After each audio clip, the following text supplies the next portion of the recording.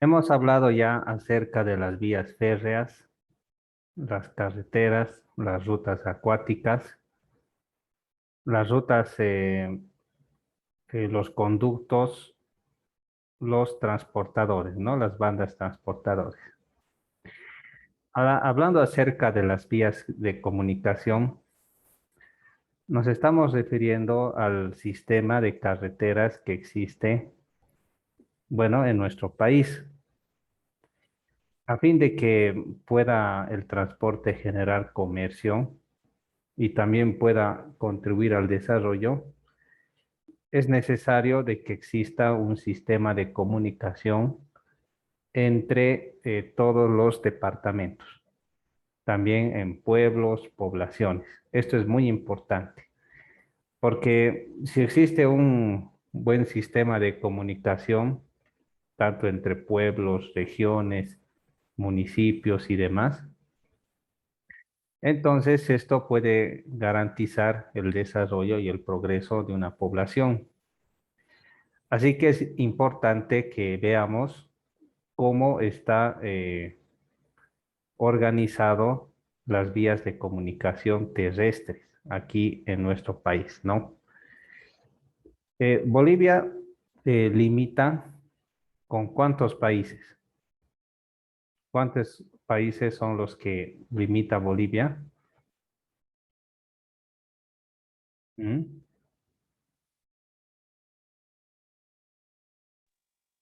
Cinco, Inge. Eso, 5 países, ¿no? Y Cinco, son Inge.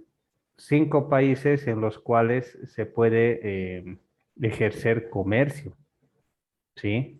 Tanto en lo que es exportación como en lo que es importación, ¿no? Brasil, Chile, Paraguay, Perú, ¿sí? Y Argentina, ¿no? Son los países en los cuales limita Bolivia. Entonces, con estos países que limitan, puede haber un intercambio comercial, turismo, personas que hacen negocios y también un intercambio cultural.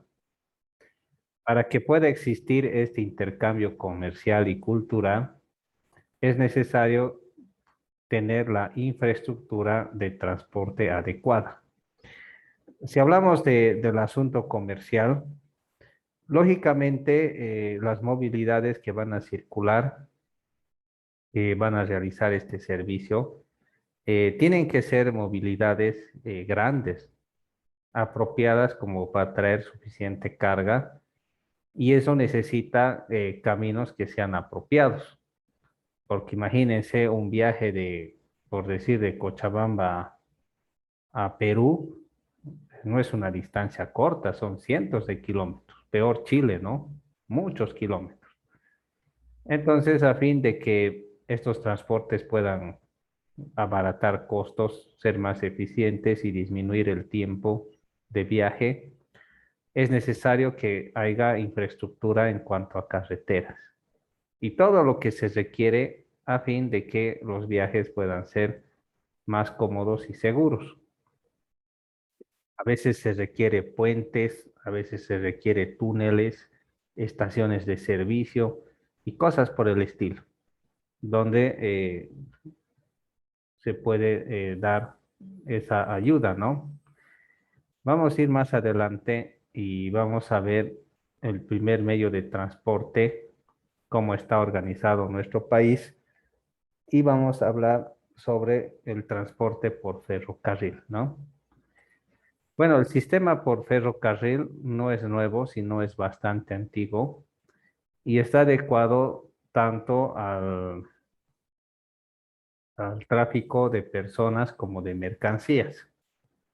Entonces, este ha ido evolucionando con el tiempo. Las máquinas han ido mejorando a fin de que puedan tener un servicio más económico y eficiente. Entonces, este tipo de sistema también necesita infraestructura como puentes, túneles y cosas por el estilo que hacen posible de que éste pueda circular, ¿no? Y pueda ser más eficiente. Bien. Si hablamos un poco sobre cómo funciona, sobre el terreno de fundación, que es la superficie natural del suelo, se construye un terraplén que se llama balasto. Entonces, el balasto es una mezcla de materiales con cierta granulometría que es compactado, ¿sí? Entonces, el objetivo del balasto es transmitir las cargas de las rieles que se transmiten al durmiente y el durmiente a la vez al balasto. Y este balasto absorbe todas las cargas y las transmite al terreno de fundación, pero en una condición más uniforme y reducida. Básicamente el balasto absorbe la mayor parte de las cargas, ¿no? Por el ferrocarril. El balasto es un material indeformable, ¿sí? Está compactado de tal forma de que es prácticamente indeformable, porque no se puede aceptar asentamientos, ¿no? En las vías del tren, porque estos asentamientos no hacen de que este sistema pueda funcionar eficientemente. Así que de encima del balasto están los durmientes. Ustedes han debido ver seguramente estos durmientes. Por lo general, ¿de qué material son estos?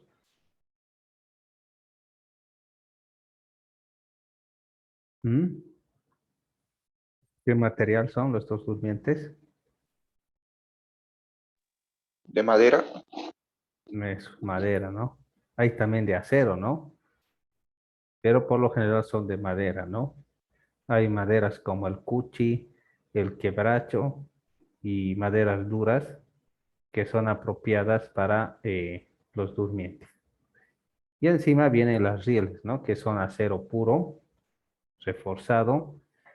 Estas rieles están agarradas a los durmientes y evitan los durmientes de que las rieles se puedan mover, ¿sí? Hacen que estas rieles sean indesplazables y a la vez los durmientes transmiten las cargas del tren que soportan las rieles al balasto. Y el balasto absorbe y transmite todo al terreno de fundación donde la carga ya es menor. Entonces, esta es la estructura de cómo funcionan o se construyen las vías del tren. Bien, vamos a ir más adelante. Aquí hay un dato acerca de cuánto se utiliza el ferrocarril en el transporte de mercancías. Y vamos a ver un gráfico que nos muestra cómo están divididos y organizados el sistema férreo aquí en Bolivia. Esto ya ha quedado desactualizado porque el sistema férreo en realidad ha ido desapareciendo en vez de ir aumentando. Pero queremos concentrarnos en algunas salidas internacionales, ¿no? Esto se divide en dos partes, ¿no? Primero está la red occidental, ¿sí? Que es esta de acá. Y también tenemos la red oriental, ¿sí? Dos partes. Si hablamos acerca de la red occidental, involucra Cochabamba, Potosí, parte de Sucre, Tarija, bueno, en realidad Potosí, Oruro, La Paz, Cochabamba y Sucre. Mientras que la red oriental es Santa Cruz, Sucre y Tarija, ¿sí?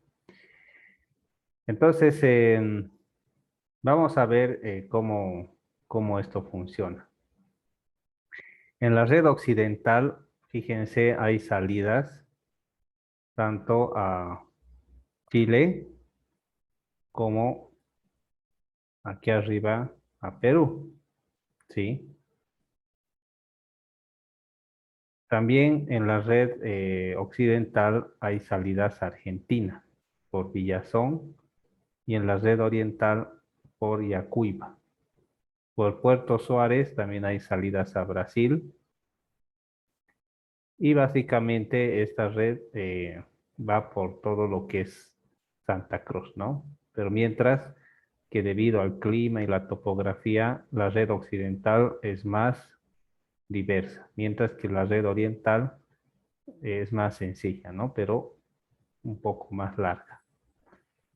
Bien, entonces vamos a ver qué cosas se suelen trasladar en estas redes, ¿sí? En la red andina hay pasajeros y cargas que fíjense, a medida que ha pasado el tiempo, la cantidad de pasajeros ha ido disminuyendo y también la cantidad de carga ha ido disminuyendo porque otros medios de transporte han hecho competencia y han resultado más eficaces que el tren. En cambio, en la red oriental, esto ha ido incrementándose paulatinamente hasta que en cierto momento ha caído. Lo mismo con respecto a pasajeros y en respecto a carga, pues ha ido un poco manteniendo, ¿no? Porque es más eficiente la red oriental, porque cuando hay temporada de lluvia, los caminos de Santa Cruz, los que son los caminos vecinales, son más difíciles de circular, así que el tren es una buena opción en ese caso, ¿no? Bien, eso con respecto a los beneficios de las dos redes, ¿no? Cómo han ido surgiendo. Vamos a hablar un poco acerca de la red andina. Entonces, conecta la ciudad de La Paz con Chile, Charañarica, y Perú con Huaqui, y Potosí con Chile, Avarua, Antofagasta, y Argentina, Villazón y La Quiaca. ¿Qué distancia? Es 2.277,3 kilómetros la longitud de la red andina, ¿sí? Y hay diferentes corredores que son Avarua, Charaña y Villazón. Este término corredores se refiere a salidas internacionales. Entonces aquí hay una salida, aquí hay otra y aquí hay otra. Entonces son tres corredores. Salidas internacionales se refiere, ¿no? Con esto de corredores. Bien. Aquí están algunos datos acerca de la red andina sobre su longitud y tiene una longitud de 2.277,30. Y aquí están algunos datos sobre algunas longitudes de vía ferrocarril. ¿En qué se utiliza más esto? Fíjense que en cierto tiempo los productos que tenían una mayor exportación eran los minerales, un 82%, un 3% de soya y el producto principal, el trigo, en un 70%. ¿Sí? Bien, vamos a ir. En algunos casos, también esta red se ha utilizado para transportar combustible, ganado, equipo pesado y otras cosas por el estilo, ¿no? Ahora mire, aunque el asunto de la red andina ya es un lugar donde hay bastantes subidas, en terrenos planos se tiene una pendiente máxima de 1,2%, imagínense, bastante bajo. Y en terrenos montañosos hasta el 3%, ¿no? Como máximo. Entonces, 3%, ¿no? Entonces es bastante bajo, porque si fuera más del 3%, el tren resbalaría, ¿no? Por decir 5 a 10%, el tren resbalaría y no habría tracción. Así que es importante que se tengan pendientes bajas, ¿no?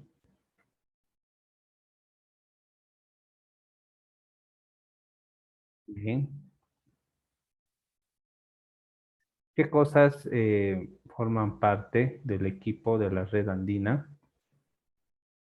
Están los vagones, tipo balasteros, bodega, la góndola, el carro plano Powell, tanque Socometal de una capacidad de 40 toneladas y las locomotoras que generan la impulsión, desde la serie 900 hasta la serie 1000. Después tiene el ferrobús, la zorra con lori, que es un vehículo pequeñito para auxilio, autocarril, ¿sí? Tanto de 7 como 6 personas. Entonces hay bastantes cosas que se utilizan en la red andina, ¿sí? Algunas de estas cosas son para pasajeros, ¿no? Pero otros son para eh, carga, ¿no? Exclusivamente carga. Vamos a ir más adelante. Hablemos un poco acerca de la red oriental, ¿sí? Hay algunos corredores que son importantes, que son Yacuiba, Corumbá, son dos corredores importantes que tiene, ¿sí? Y vamos a ver la longitud total, que es de 1414. Entonces el anterior era 2277, o sea que hay una diferencia importante, que el tramo andino es mucho más largo. ¿Cómo se utiliza esta red? Fíjense que en su mayoría se utiliza para transportar soya y algunos derivados. Se transporta petróleo en pocas cantidades y algunos minerales como el hierro para la construcción, trigo, aceite diésel, acero, papeles, cartones, etcétera, ¿no? Y también algunas cosas comunes que se transportan es el ganado, maderas, el equipo pesado y otras cosas, ¿no? Bien, vamos a ir viendo. Estos son los diferentes insumos que cuentan este tipo de red. Jaulas para ganado, plataformas, tanques para combustible, tolvas. Esto se llama para los granos, ¿no? Y esto ya es para personas, ¿no? Las locomotoras, bueno, aquí también están los coches de pasajeros, que hay diferentes modelos, hay comedor, dormitorio, eh, en fin, ¿no? Segunda clase, primera clase, el pullman, en fin. Entonces está ya hasta cierto grado organizado el transporte ferroviario. Bien, vamos a ir más abajo.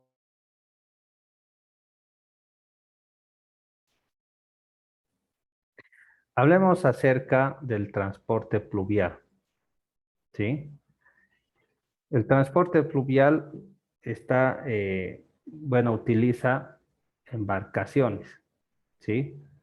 Embarcaciones a motor, algunas veces a vela, y la idea es transportar mercancías o hasta personas por el río, aunque es bastante lento, pero puede haber situaciones donde quizás el utilizar embarcaciones pueda ser el único medio por el cual se pueda trasladar mercancías y personas, porque el barro y los caminos están en mal estado y no hacen posible que puedan circular movilidades que podrían hacerlo más rápido, ¿no?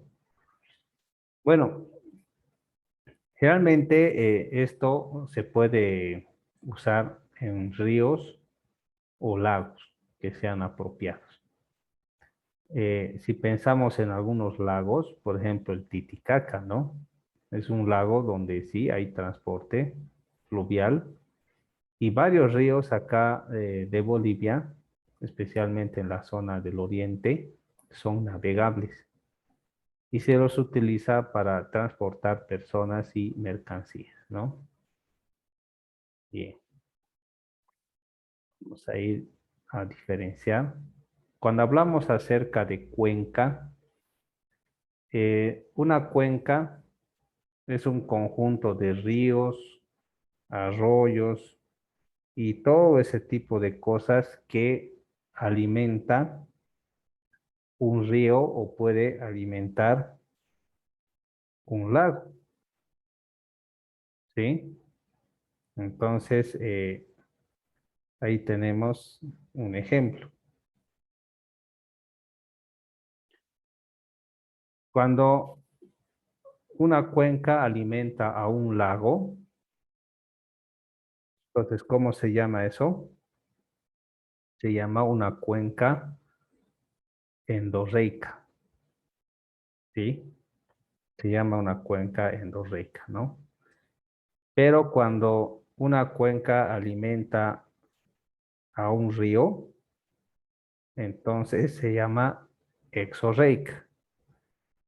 ¿Ustedes podrían dar algún ejemplo de una cuenca endorreica aquí en el medio?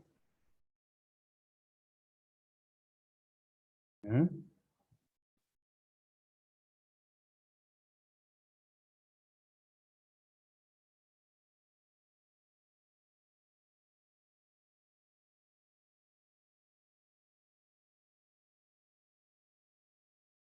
¿Qué dirían?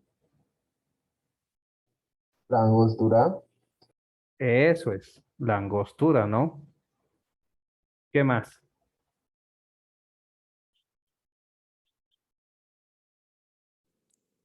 La Titicaca. Sí, muy bien. ¿Se les ocurre algo más, jóvenes?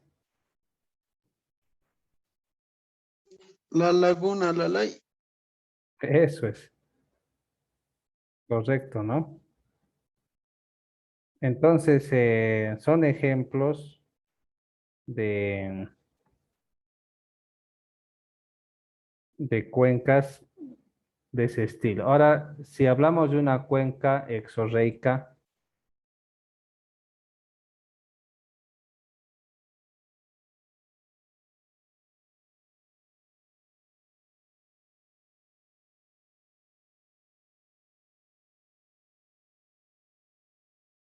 ¿mm?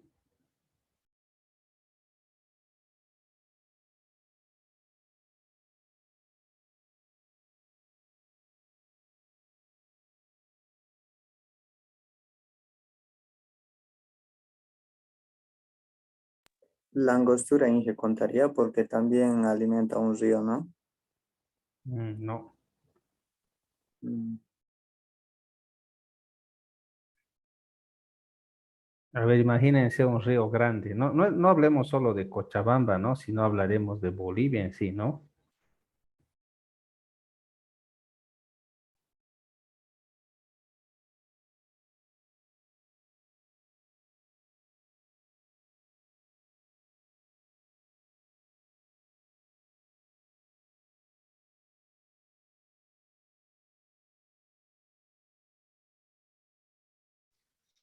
La laguna de Corani. Eso sería una endorreica, ¿no? ¿Qué les parece el río Mamoré? ¿Sí?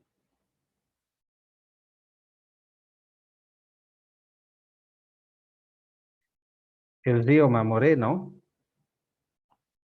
Entonces, el río Mamoré desemboca en un río más grande, pero varios ríos o varias cuencas incluso alimentan o desembocan sus aguas en el río Mamoré. Ni qué decir del río Madera, ¿no? O el río Amazonas, ¿no? El más caudaloso del mundo. Y así podemos encontrar diferentes ejemplos de cuencas que alimentan tanto a ríos como también a otro tipo de afluentes, ¿no? Bien, sigamos. ver.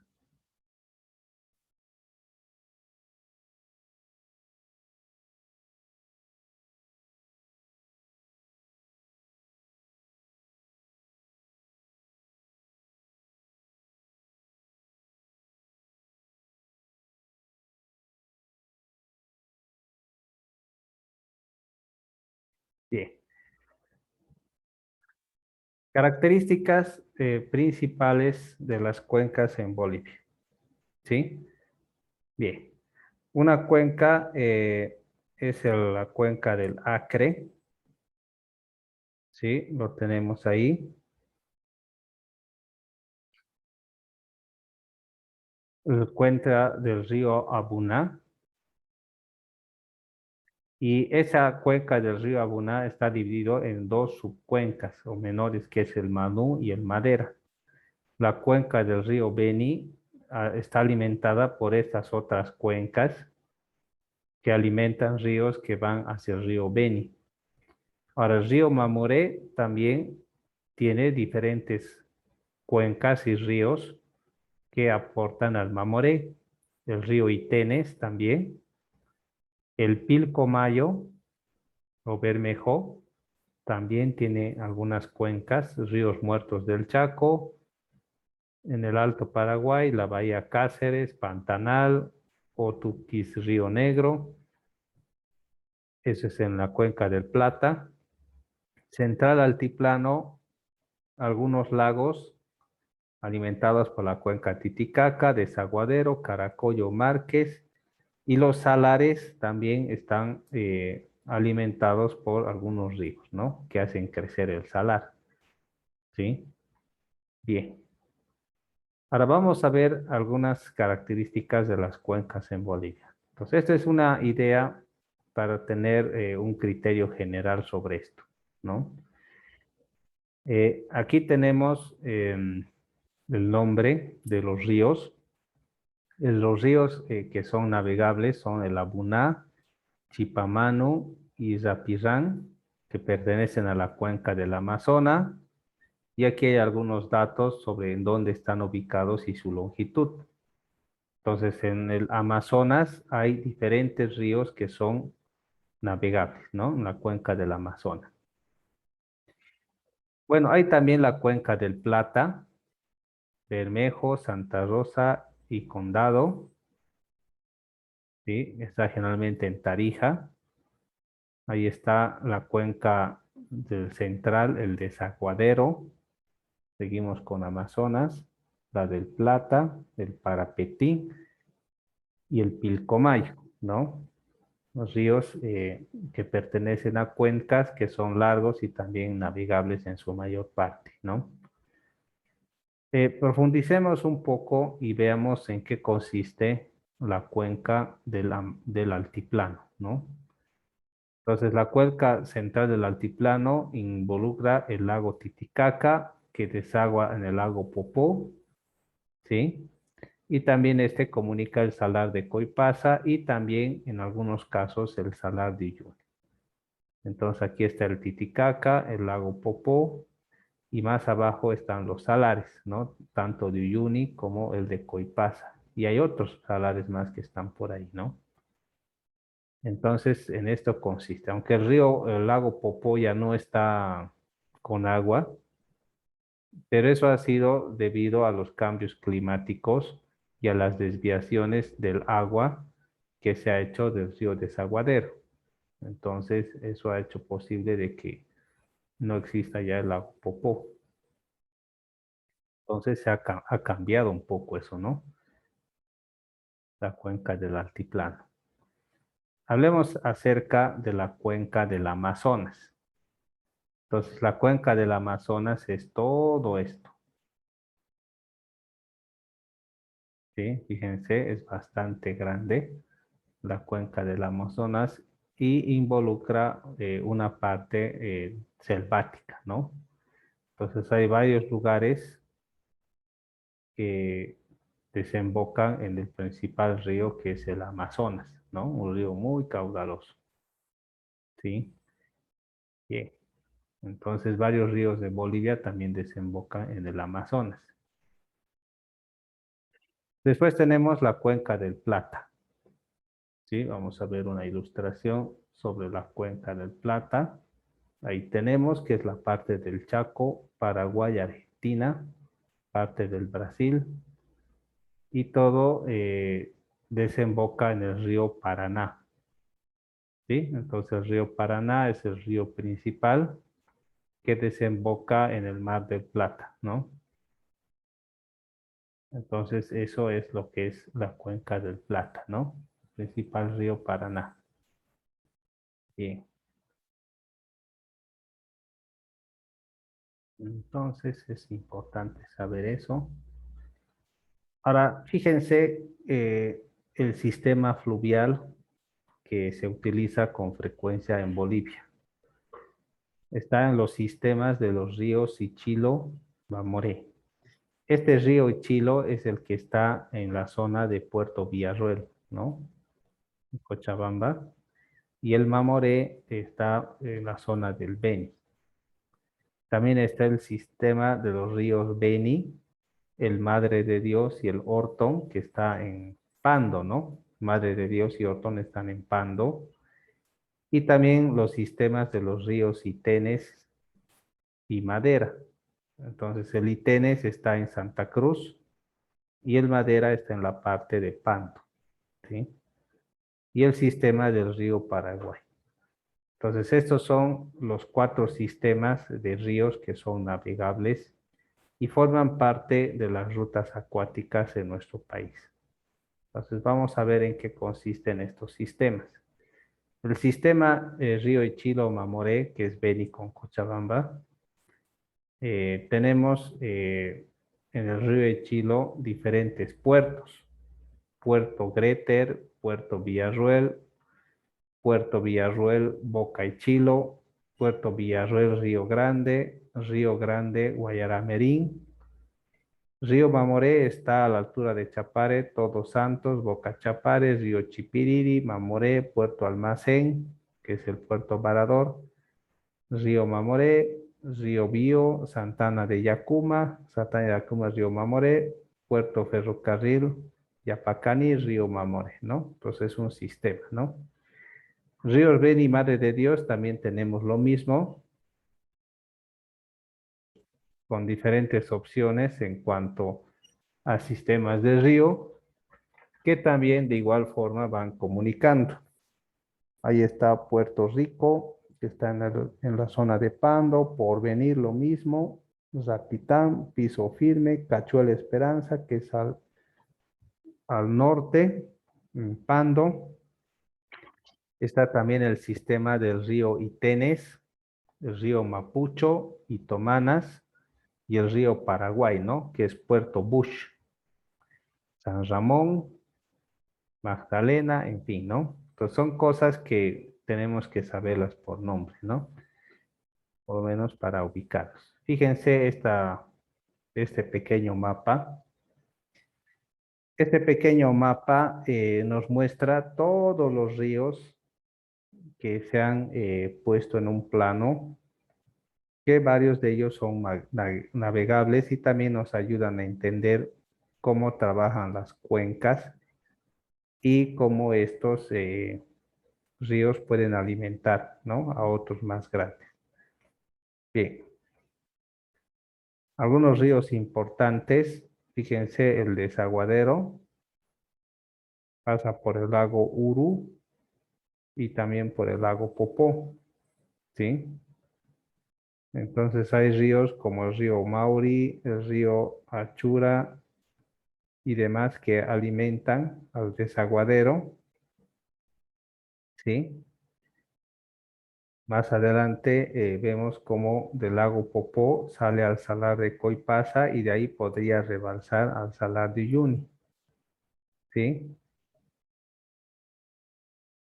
Hay otros salares también más pequeñitos, el río Grande de Lipes. Otro río importante es el río Grande o Guapay, ¿no? Que pasa por Santa Cruz, va por Trinidad y continúa como el río Mamoré. Y ese desemboca en el río Madre de Dios El río Orton también va en el río Madre de Dios y el río Beni también en el Madre de Dios. Y eso va al río Madera. Y el río Madera lleva todo al Amazonas, ¿no? Entonces, hay varios puntos que son importantes recordar. Aquí está otro río que es el Itenes o Guaporé, también alimentado por otros ríos, ¿no? Entonces, como verán, es una gran cantidad de ríos y sistemas de cuencas donde muchos de ellos pueden ser navegables. Aquí está el río Pilcomayo, ¿sí? El río Bermejo, Río Grande de Tarija, que son importantes, ¿no? Más allá está el río Mulato, río Yura. Bien, entonces río Caine, río Yapacaní, en fin, podemos encontrar varias cosas. Bien, pasemos de largo esto, ¿no? Ahí están los sistemas de los ríos Ichilo, Mamoré, y vamos a ver los tramos que son navegables. La parte navegable es desde Puerto Greter a Puerto Villarruel, Puerto Villarruel a Boca Río Chapare a Boca Río Grande y Boca Río Grande a Guayaramerí, ¿sí? Partes navegables. Entonces ahí está, ¿no? Guayaramerí está ubicado por esta zona.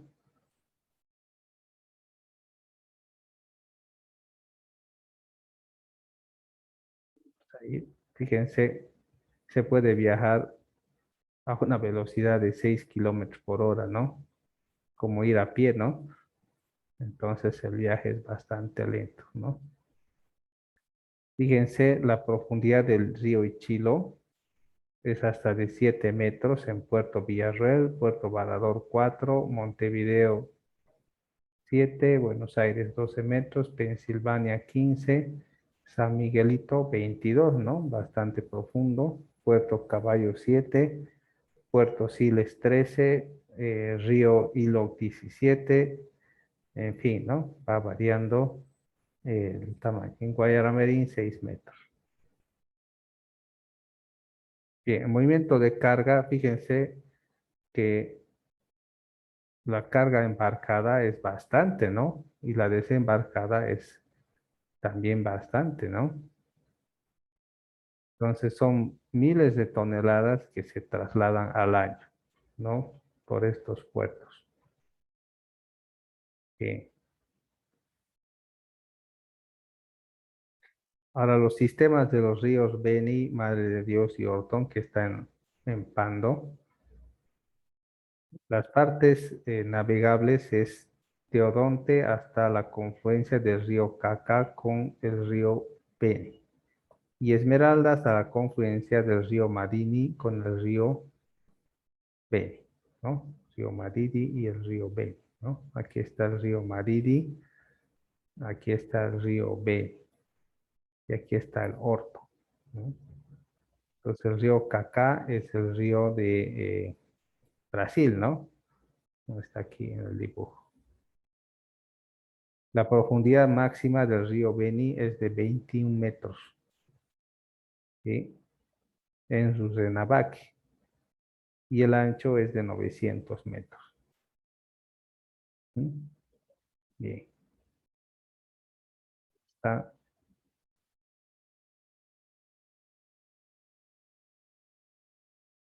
más detalles de esta cuenca del río Orton, Madre de Dios, y el río Beni, que son los principales y son navegables, junto con el río Mamoré. Pues muchas cosas se pueden transportar por este río, ¿no? Y lo hacen actualmente. Ahora veamos el sistema del río Itenes por el río Madera, ¿sí? Entonces, si nos fijamos, es bastante amplio, ¿no?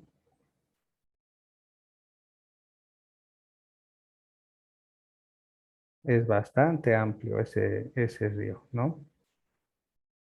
Entonces, parece que hay varios ríos que lo alimentan, como el río Itonomas, el río Verde, y podríamos encontrar otra cantidad de ríos también que van alimentando, ¿no? Y es un sistema también de transporte internacional, ¿no? Porque justo al otro lado está Brasil, ¿sí? Es el límite natural entre Bolivia y Brasil, ¿no?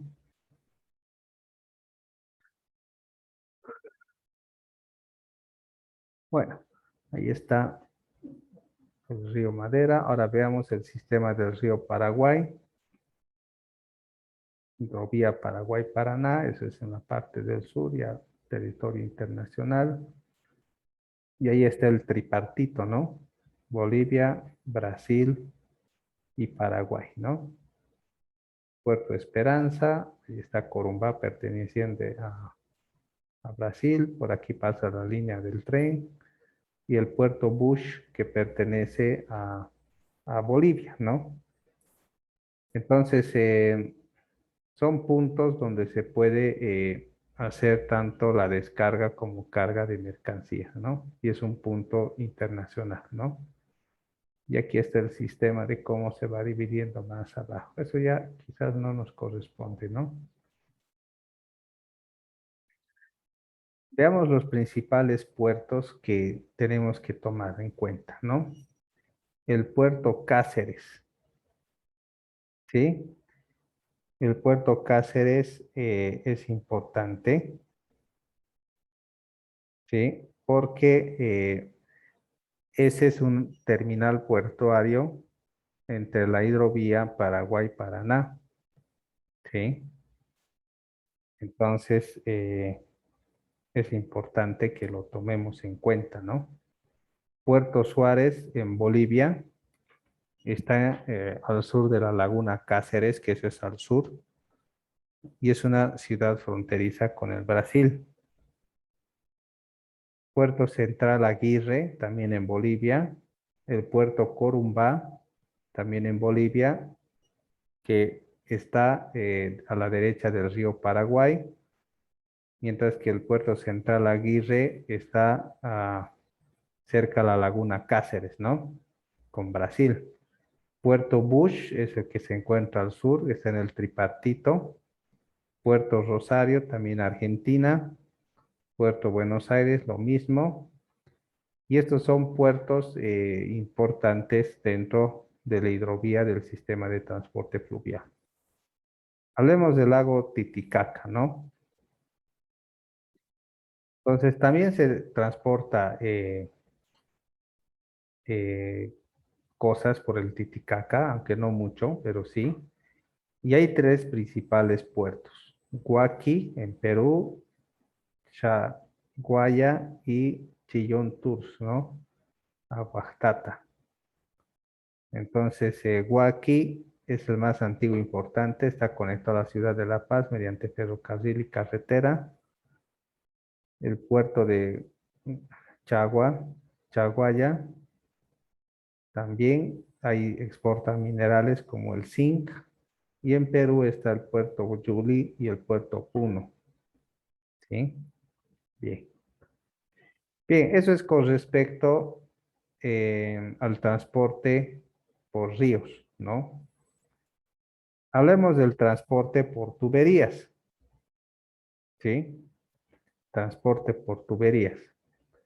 Entonces, si nos fijamos en las tuberías, ¿qué es lo que transportan por las tuberías? Petróleo, gas, subproductos del petróleo y hasta crudo, ¿no? ¿Sí? Nos referimos al petróleo crudo, ¿sí? Ahora, los diámetros podrían variar hasta 48 pulgadas o más pequeños de 12 o de 18 a 22, ¿no? Que son los tubos de distribución. Y vamos a ver más adelante por qué, ¿no? Por lo general, estos ductos se han fabricado o construido para transportar petróleo crudo y gas natural. que son exportados, ¿no? Gran parte de la economía del país viene debido a la venta del petróleo y también del gas, ¿sí? Recursos naturales. Y vamos a ver algunas diferencias entre las tuberías. Ducto es una tubería que sirve para el transporte de crudo, petróleo crudo, ¿no? Ducto de transmisión es para los que distribuyen gas natural de una estación terrestre vía estaciones de compresión a centros de almacenamiento, puntos de distribución.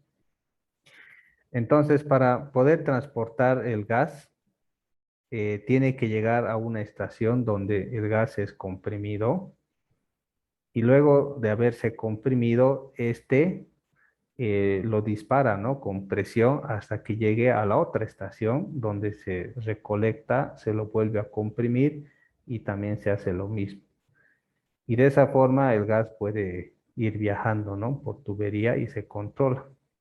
Entonces a eso lo llamamos ducto de transmisión. También está lo que es el oleoducto, ¿sí? Entonces el oleoducto es de una dimensión mucho más grande y aquí no es que se comprime, ¿no? Sino que directamente el sistema trabaja por gravedad y va de una estación a otra, ¿no? Generalmente estos oleoductos transportan petróleo bruto, crudo, a las refinerías donde este es procesado para sacar derivados del petróleo. Entonces, en vez de llevarlos por camión y todo eso, entonces se utilizan estos oleoductos. Los poliductos, estos son de grandes dimensiones y pueden también ser bombeados, ¿no? Para poder que el material viaje y sirve para transportar los refinados del petróleo. Por ejemplo, gasolina, querosén, diésel y otro tipo de derivados del petróleo, ¿sí? Entonces, esto transportan desde las refinerías hasta los puertos o centros de consumo o distribución. Entonces, también las tuberías son importantes para el transporte. Y por por último están los gasoductos. Entonces, estos gasoductos también son tuberías de gran diámetro que transportan el gas natural.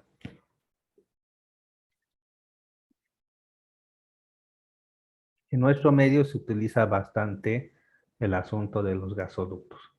Fíjense, aquí tenemos una idea acerca de los gasoductos, oleoductos y poliductos. Y estas de acá son las refinerías. A ver, ¿cuántas refinerías se pueden observar aquí en el plano? ¿Mm?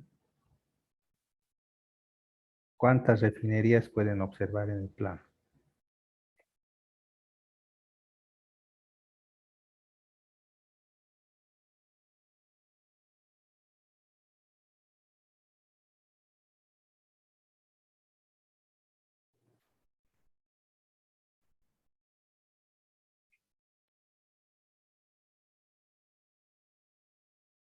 No se ve bien, hijo.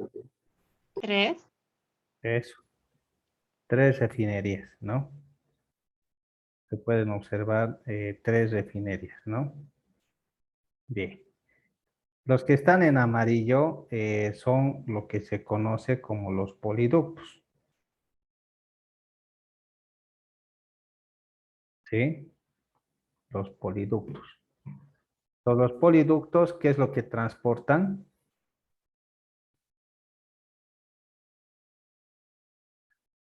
Productos refinados del petróleo, ¿no?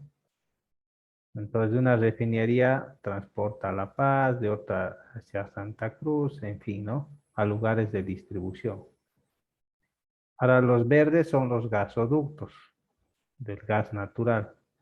Entonces, fíjense, van distribuyendo a lo largo del país a centros de consumo. Y por aquí se venden al Brasil y también a Argentina. Después están los oleoductos que transportan el crudo a las refinerías. Incluso se vende petróleo a otros países, ¿sí? Argentina y Chile, ¿no? Se puede vender petróleo, bueno, se vende petróleo que ellos lo utilizan y lo refinan, ¿no? Para sus combustibles. Y ahí están las refinerías. Uno que está en Cochabamba, conocen la de yacimientos petrolíferos fiscales. Otro está en Santa Cruz y otra se encuentra en Sucre, ¿sí? Bien. Entonces aquí hay algunos datos sobre dónde están ubicadas las estaciones de bombeo, ¿sí? Las estaciones de bombeo, interesante revisarlo, varias.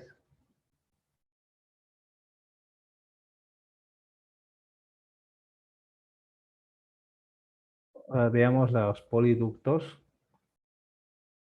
Ahí están los poliductos de la refinería a otros lugares de distribución. Aquí está de Cochabamba hasta acá, ¿sí? Y aquí en Santa Cruz hay otro también, ¿no? Tarija también hay algo. Ahí están algunos datos acerca del transporte de los oleoductos, las longitudes, ¿sí? Y Transredes es el que se encarga, ¿no? De estos transportes. Estos son los diámetros de los tubos en pulgadas. Son grandes, ¿no? 10 pulgadas, 12 pulgadas.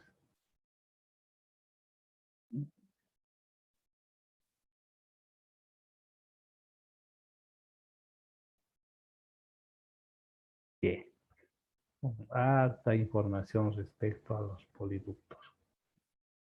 Ahí están los oleoductos, transportan crudo a las refinerías, a otros lugares. Y generalmente estos comunican en lugares donde hay perforaciones de pozos, ¿no?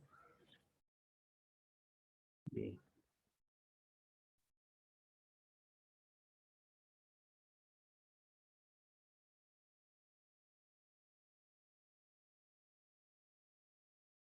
Gasoductos también está bastante extendido.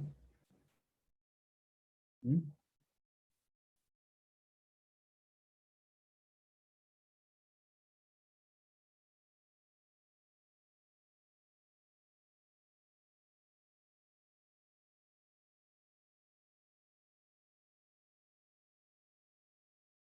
Bien. Entonces, dejemos a un lado los tubos. Ahora hablaremos de otro sistema, el sistema de transporte aéreo, ¿no? Esto es algo que ha ido revolucionando el medio, ¿sí? El transporte aéreo, ¿no? Entonces ya por todas partes se ha visto el sistema aéreo que tiene sus ventajas notables con los demás transportes. ¿Qué podríamos decir sobre las mayores ventajas del sistema aéreo con respecto a otros? ¿Qué dirían ustedes? Es más rápido. Eso. ¿Qué otra cosa más? ¿Te lleva mayor carga? No, no lleva mayor carga, ¿no? Pero sí es más rápido. ¿Alguna otra ventaja?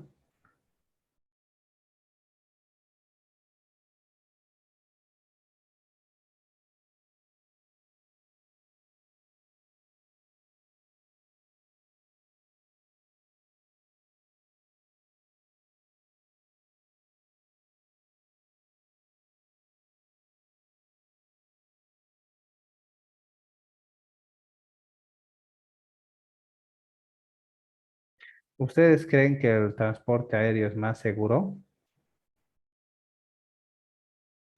Sí, Claro. muchísimo más seguro, ¿no?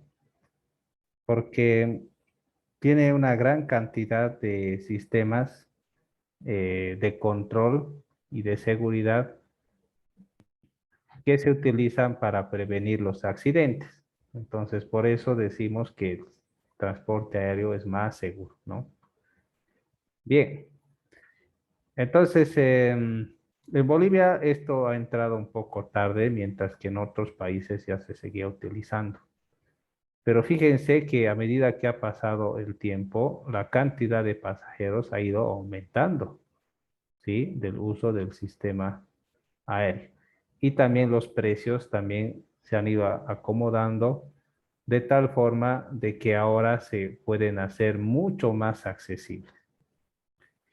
Bueno, ¿qué cosas están disponibles aquí en el medio?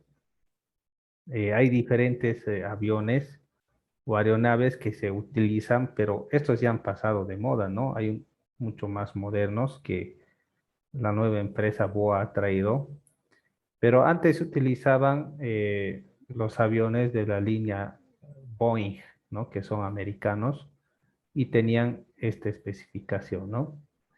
Este término de aquí indica el número de pasajeros. 100 pasajeros, 200 pasajeros, estas son sus placas, perdón, esas son sus placas, estos son la cantidad de pasajeros, en fin, ¿no? Para algunas rutas un poco más alejadas o inhóspitas, se tienen aviones que son capaces de aterrizar en pistas pequeñas, como este que se llama Fokker, ¿no? A veces hay viajes a Trinidad u a otros lugares donde no pueden aterrizar estos aviones grandes, sino aterrizan pequeños y estos pueden hacer el servicio, ¿no?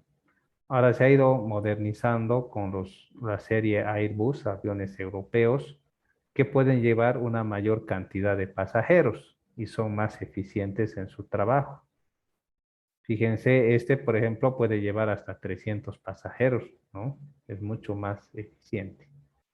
Y cosas así, ¿no? Se ha ido modernizando algunos aviones hasta que la empresa desapareció y entraron ya aviones que pueden cargar entre 200 a 300 pasajeros, ¿no? Bien, entonces eso con respecto al asunto del transporte aéreo. Bien, jóvenes, quedaremos acá. Saquemos una evidencia, por favor. Pueden prender sus cámaras.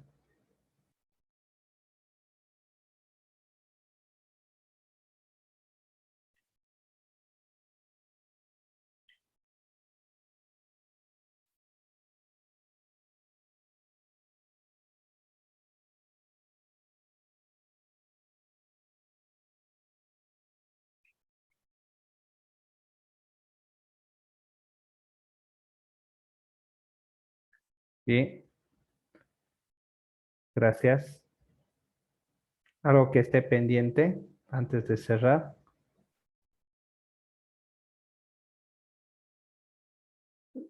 Bien, quedamos acá. Nos vemos. Hasta luego, Inge.